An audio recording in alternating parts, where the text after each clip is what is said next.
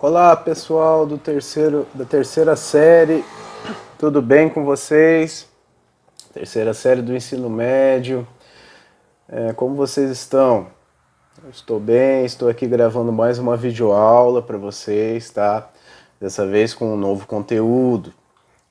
Hoje nós vamos falar sobre imperialismo, dominação na África e na Ásia, tá bom?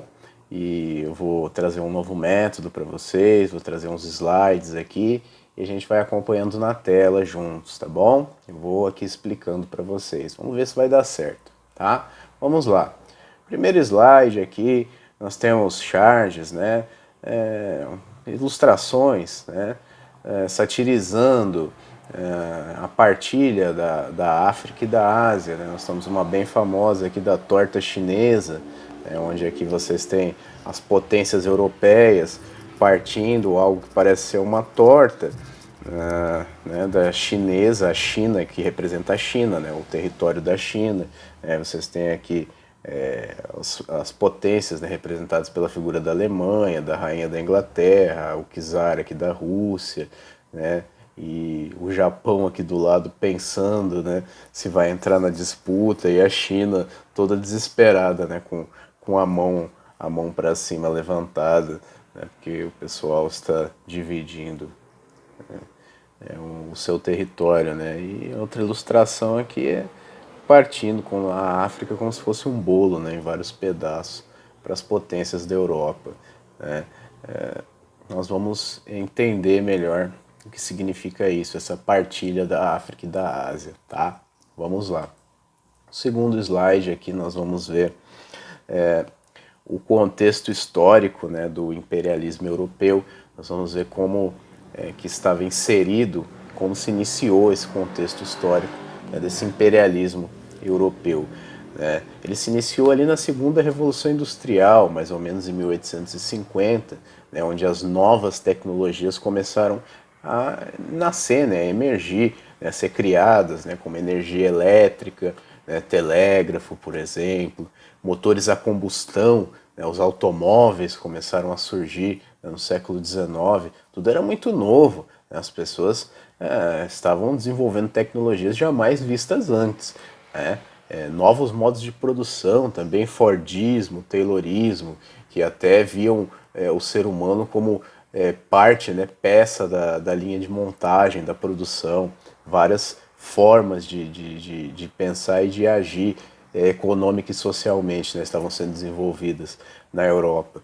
Né, e isso gerou uma competição econômica, né, entre as potências europeias, lá Inglaterra, França, Alemanha, Itália, né, as potências europeias em busca de novos mercados, né, essa competição econômica, né, pela busca de novos mercados.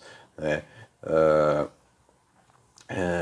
devido ao aumento populacional também, né, dentro desse contexto histórico tem um grande aumento populacional, né, a Europa começa a ter uma explosão demográfica, as pessoas começam a surgir mais, o aumento populacional tem, esse fator acontece na Europa, né, e começa a se ficar mais populosos os centros urbanos, né, e isso contribui para esse desenvolvimento, né, e essa concorrência econômica entre as potências.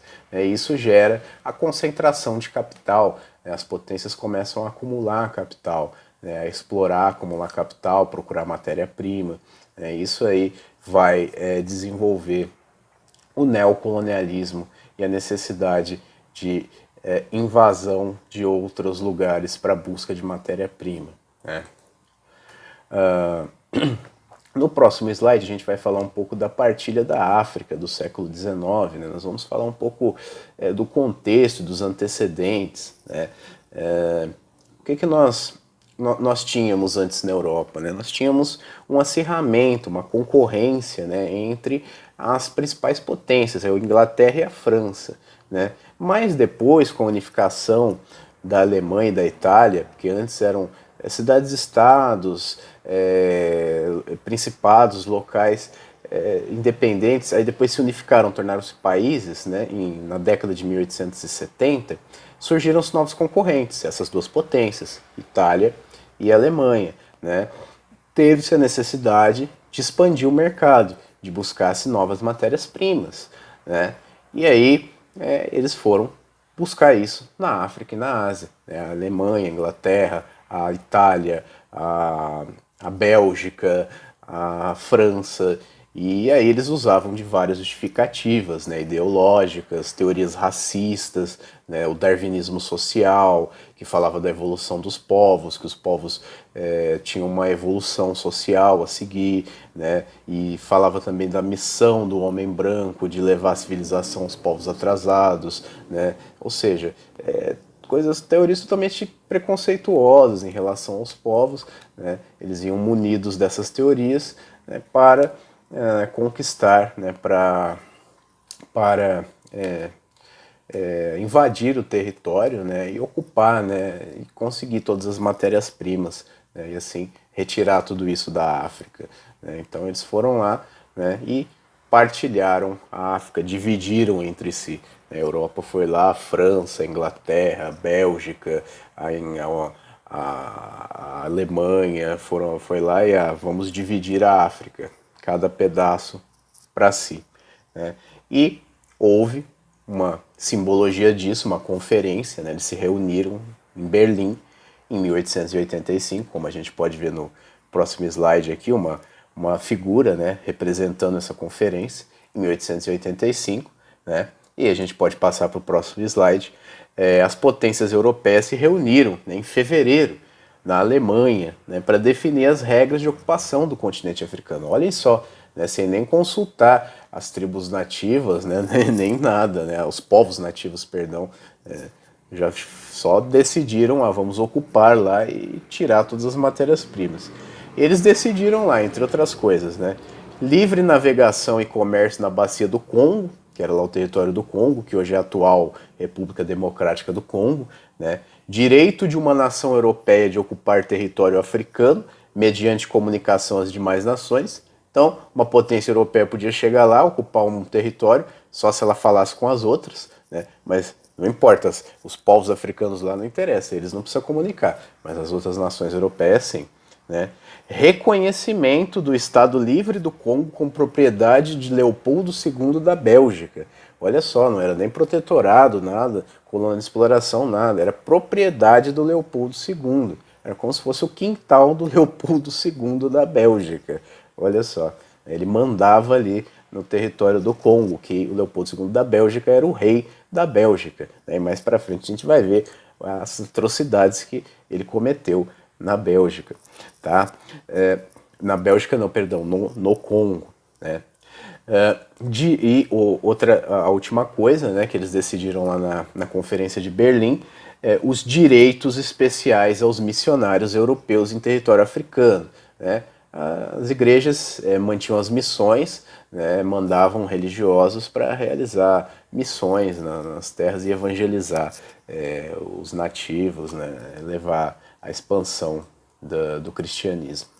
No próximo slide vocês veem um mapa aqui, né, dos territórios, né, de como foi essa divisão, né? Vocês têm aqui, por exemplo, a cor aqui mais roxa da França, né, a mais laranja do Reino Unido, da Inglaterra, né, mais verde de Portugal, né? Então vocês veem como que foi dividido o continente africano, né, para as potências europeias.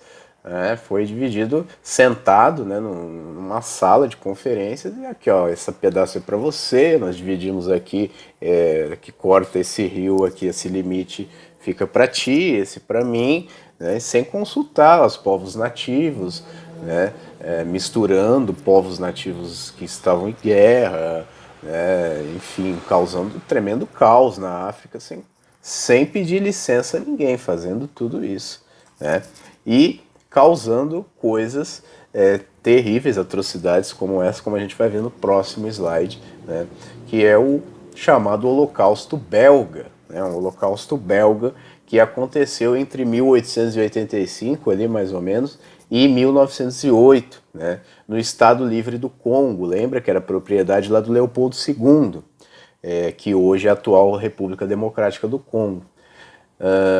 Essas atrocidades elas eram cometidas por meio de mutilações, de fuzilamentos, tá? Por quê? Porque era o sistema escravista ainda. Os congoleses eram escravizados. E aí, quando eles não cumpriam as metas de trabalho, eles sofriam esses castigos. E muitas vezes implicava isso em mutilações. E em crianças também, como vocês podem ver aí na foto, né? E devido a essas atrocidades, fome, epidemias, durante esse período morreram mais de 15 milhões de congoleses, né, de pessoas que moravam no Congo. Um tremendo genocídio, né, que a colonização trouxe ao continente africano. No próximo slide nós vamos falar um pouco agora do neocolonialismo na Ásia, né? Esse termo neo é muito importante porque a gente entender, né, neo vem de novo, né, e é uma nova forma de colonizar, né, porque quando nós nos referimos ao colonialismo, né, nós falamos do velho colonialismo lá, das grandes navegações, né, o clássico de Portugal, Espanha, né, que vieram aqui para a América, né, fazer o processo de colonização, né, por exemplo, né, entre outras coisas. Mas o neo aqui, vejam que é um novo processo, é século XIX, né, estamos falando de África e Ásia. Né, e agora nós vamos ver a Índia. Né, a Índia é outro território que sofreu esse processo de colonização pelas potências europeias, né, e a Índia já era cobiçada, né, porque era um gigante da Ásia também, igual a China, né, ela já era cobiçada pelas grandes potências europeias, desde as grandes navegações, né, lembra lá das Índias, né, que Portugal queria ir às Índias, né, buscar as especiarias e navegar para as Índias, né, e a Índia começou a sofrer interferências da coroa britânica desde o século XVII, né. Os ingleses eles foram conquistando alianças lá com os marajás, com os nababos, que eram os líderes locais, né, fazendo guerras lá e conquistaram terras. E aí tornaram a Índia um protetorado britânico. Né? E a Inglaterra conseguiu transformar a Índia também num consumidor de tecidos ingleses. Né? E aí foi taxando o mercado local, né, obrigando eles a fazer mais matéria-prima, né, produzir mais matéria-prima, e aí a Índia deixou de ser um país focado mais no comércio, né, ter mais independência e ser um simples produtor de matéria-prima. Né, foi ali usando a estratégia de enfraquecer o comércio do país, né, para dominar. Né, a Inglaterra dominou a Índia desse jeito, né, e com isso causou a falência de vários comerciantes locais, né, fome e morte de milhões de indianos nessa época também, devido a essa crise econômica que ela gerou na Índia, tá? A coroa britânica. No próximo slide, agora vamos falar um pouco da China, né? A China também passou por um processo semelhante ao da Índia, mas um pouco diferente, digamos assim. A China, ela sempre foi uma grande produtora de seda, porcelana, chá, né? Os britânicos, inclusive, sempre consumiram muito, né, da China, né? Só que os chineses não mostravam muito interesse, né, nos produtos europeus, nunca mostraram. O produto que eles mais mostravam interesse, assim, despertava o interesse deles, era o ópio. Né? O ópio, o que ele é? É uma substância entorpecente, né, que é extraído da papoula, né, uma planta, uma flor, né, que é altamente viciante e causa dependência química, né, nos seus usuários. Né? E essa substância os chineses usavam, né, e despertava o interesse deles. Né? E no próximo slide aqui, você pode ver que os comerciantes britânicos, eles traficavam esse ópio para a China, lucrando muito com isso, né? Tendo um grande lucro e aumentando o volume do comércio em geral. Né? E aí é que estava a estratégia da coroa britânica, né? Viciar a população em ópio para desestabilizar o governo e conseguir dominar esse governo mais facilmente. Né? Aí o governo de Pequim teve que proibir o tráfico de ópio, né? E aí a coroa britânica foi aí lançar a mão de armas. Né? Vamos continuando a partir daí. Tá? No próximo slide vai ter uma atividade, né, sobre a partilha do continente africano. Vocês vão desenvolver aí os seus conhecimentos e suas reflexões, tá? E aí nós vamos combinando sobre quando vocês vão me entregar, tá? Eu vou falando pelo WhatsApp, nós vamos mantendo contato, tá bom? E é isso, se cuidem, tá? Fiquem em casa, se forem sair, usem máscara, álcool em gel, sigam os protocolos sanitários. Espero ter ajudado vocês, um grande abraço e até mais.